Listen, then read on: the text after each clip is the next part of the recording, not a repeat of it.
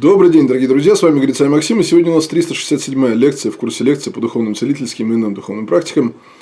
Называется она так: «Постоянный кашель. Что делаем?». Я, собственно, все те мои эксперименты, которые я провожу с собой или с людьми, я описываю здесь. Практически здесь нет тех опытов, которые бы я не проводил. Ну, может быть, один-два. Я просто написал по аналогии, либо часть моей целительской работы просто не закончена в силу того, что пациенты либо почувствовали себя существенно лучше и отказались, либо просто как-то не поверили. Ну, в общем, всякое бывает в целительской работе. Что касается лечения постоянного кашля, то у меня у тещи одно время в осенне-зимний период начинался очень сильный кашель, легкие болели, она ходила по врачам. Долго ходил, чуть ли не года два. В результате, в общем, врачи после какого-то совершенно невероятного обследования всего и вся пришли к выводу, что они ничего сказать не могут. Я ее вылечил примерно, где-то за месяц. У меня было там порядка 5 медитаций, наверное. Причинами ее кашля были ранения в легкие. Кстати, одно ранение было связано с уколами шпаги, после чего она мне рассказала, что она в детстве хотела пойти на фехтование, но в ее городке, она родилась в маленьком шахтерском городке, не было такой секции, поэтому она пошла на секцию стрельбы, при том, что она, вообще-то говоря, профессиональный музыкант, она играет на пианино. Вот такой музыкант. Она, как говорит, приходила из тира и садилась за игру. Я ее вылечил, но она об этом, кстати, быстро забыла. Нормально.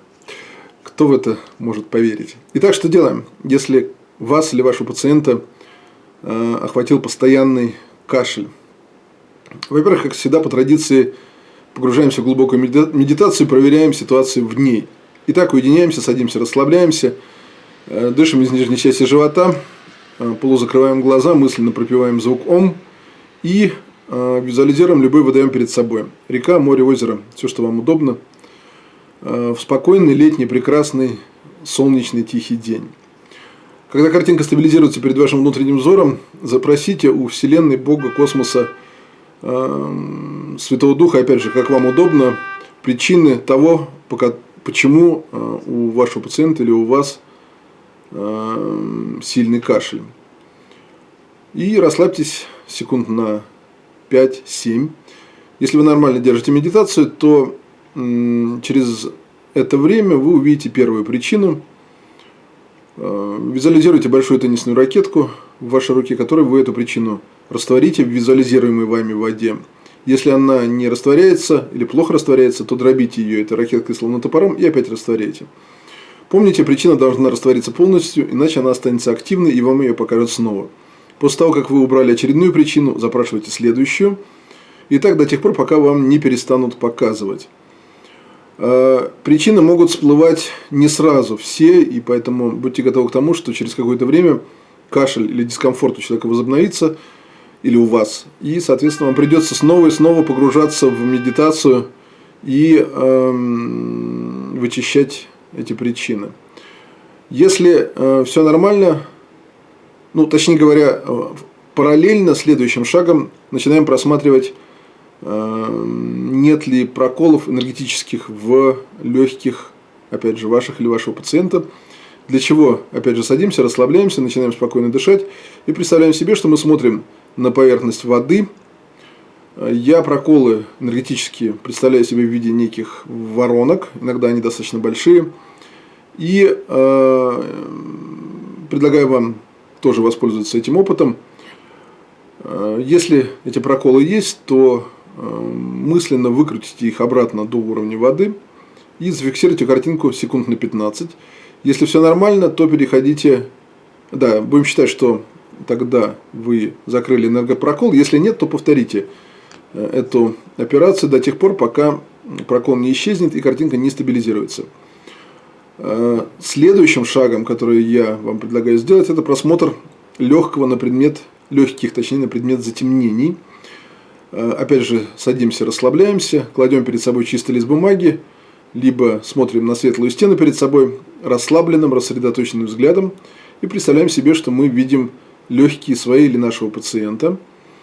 Если вы увидите на них затемнение, то делаем следующим образом. Создаем белый чистящий шарик, сантиметров 20 величиной, мысленно туда погружаем наши легкие и начинаем раскручивать по горизонтали в виде бублика и одновременно вставляем некий фильтр в этот бублик, на котором будут оставаться все темные пятна на легких вашего пациента или на ваших.